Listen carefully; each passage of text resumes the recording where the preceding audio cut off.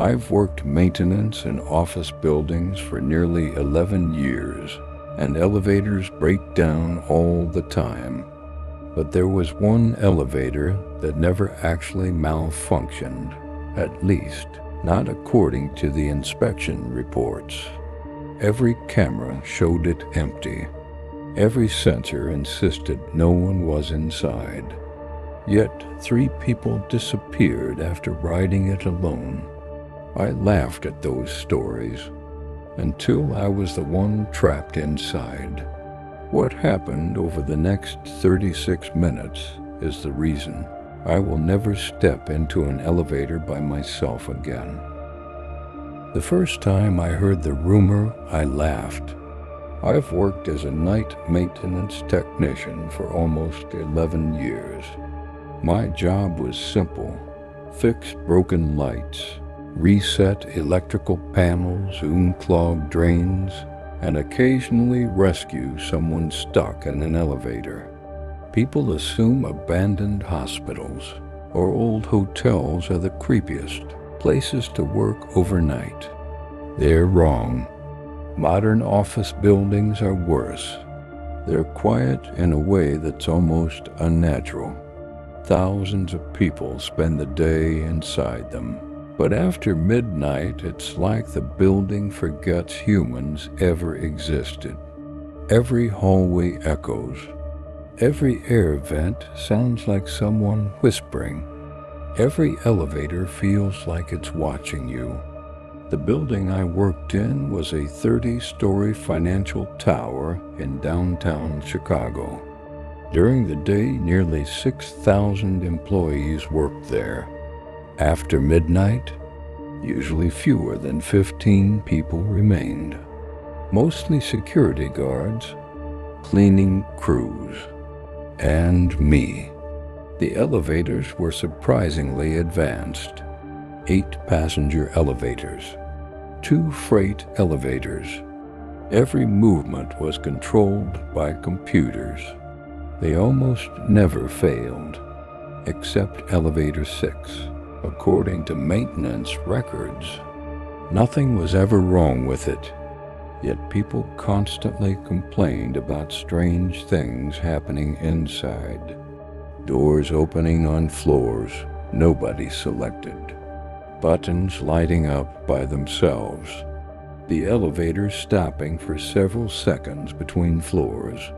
Security always blamed software glitches. The manufacturer couldn't find anything wrong. Neither could I until everything changed. One Tuesday, around 1:20 a.m., I received a radio call. Maintenance, copy? I picked up. Go ahead. We've got another complaint from elevator 6. I sighed. Stuck? No. Making noise? No. Then what? There was silence. Finally, the security guard answered. The passenger says someone was inside with him. So? He says the elevator was empty. I laughed. Okay. He insists someone whispered directly into his ear. That made me stop walking. What? He got off shaking. Says somebody said, "Don't go to 14. I frowned. Our building doesn't even have a 14th floor. There was another long pause. I know. The building skipped floor 14 entirely. It went 12, 13, 15. Like many buildings, the developers believed tenants were superstitious, so the numbers simply didn't exist. Or at least, it wasn't supposed to. The man who reported the whisper refused to file paperwork. He simply quit his job the next morning. Never came back. Forgot about it within a week. People imagine strange things when they're tired. At least, that's what I believed then. About a month later, I experienced my first unexplained incident. I had just finished replacing emergency lights on floor 22. I stepped into elevator 6, pressed lobby. The doors closed. Everything felt normal. The elevator started descending. 21, 20, 19. Then it stopped. No alarm, no shaking, no warning. Just stopped. I checked the display. It read. I stared at it. My stomach tightened. No, I whispered. This building doesn't have 14. The doors slowly opened. Darkness. Not hallway darkness. Complete darkness. Like someone had switched off reality itself.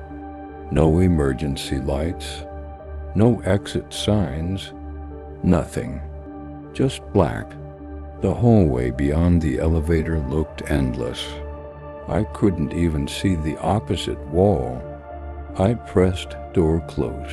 Nothing. The button didn't respond.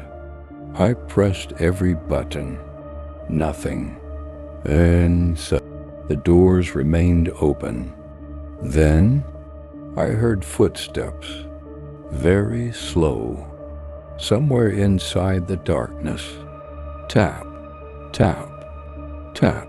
Someone was walking toward the elevator. I called out, "Hello." No answer. The footsteps continued. Closer, closer, closer. I grabbed my flashlight, switched it on. The beam barely traveled 10 feet before disappearing into the darkness. Like the hallway was swallowing the light. The footsteps stopped. I couldn't see anyone. Then something breathed. Not loudly, just enough. Right outside the doorway. I slammed my hand against door close again. Still nothing. Every instinct screamed, "Don't step out." Then a woman's voice, barely louder than a whisper. "Help me." It sounded terrified, weak, like she'd been crying for hours. I leaned forward. "Ma'am, please, it's cold." I took one cautious step toward the doorway. My boot reached the edge of the elevator floor. Then my radio exploded with static. A voice shouted through it, "So where the hell are you?" I nearly jumped. "What?" "Maintenance. Answer me. I've been calling you for 5 minutes. I'm in elevator 6. No, you're not." "What?" "I've been standing outside elevator 6. It hasn't moved." I froze. "What are you talking about?" The security guard sounded genuinely frightened. "The doors are closed. You're not inside." At that exact second, the woman outside whispered one final sentence. "Don't let it see you." A loud bang echoed somewhere deep inside the darkness. The footsteps returned, this time running. Part 2. The missing camera footage. I couldn't stop thinking about what had happened in elevator 6. 23 minutes. That was how long the security guard insisted I had been gone. But my watch and my own memory said it had only been 3. The next morning after my shift ended, I asked the head of security if I could review the CCTV footage. He looked uncomfortable. "You're not the first person to ask." We walked into the surveillance room and pulled up the recording from 1:43 a.m. There I was, stepping into elevator 6. The doors closed. Then, nothing. The elevator never moved. According to the security cameras, it sat in the lobby the entire time. After 23 minutes, the doors opened and I stumbled out, pale and sweating. I felt sick. I went up to the 22nd floor, I insisted. The head of security only shook his head. The cameras never show that. That afternoon, I searched through years of maintenance reports. Most were ordinary. Burned out lights, door sensor errors, routine inspections. Then I found a folder that wasn't supposed to be there. It contained handwritten notes from a maintenance supervisor who had retired years earlier. One entry caught my attention. If elevator 6 stops at floor 14, do not leave the cab. Ignore any voices. They know your name. There was no explanation, just that warning. A week later, another incident happened. A cleaning supervisor named Maria finished her shift just after 2 a.m. She entered elevator 6 alone. She pressed the lobby button. The elevator arrived normally, but Maria never came out. Security searched every floor. Nothing. The elevator was empty. 3 hours later, she was found sitting on a bench outside the building, barefoot, crying. She kept repeating the same sentence over and over. They made me promise not to tell. When the police questioned her, she couldn't remember how she'd gotten outside. The next day, she resigned. She never returned. After that, I stopped riding elevator 6 whenever I could. If I had to reach another floor, I'd take the stairs or use a different elevator. The others joked that I was becoming superstitious. Maybe I was, but deep down, I knew something inside that elevator wasn't normal. Then, one rainy Friday night, every other elevator suddenly shut down during a power fluctuation. Only elevator 6 remained operational. I was on the 26th floor. The stairs were closed for maintenance.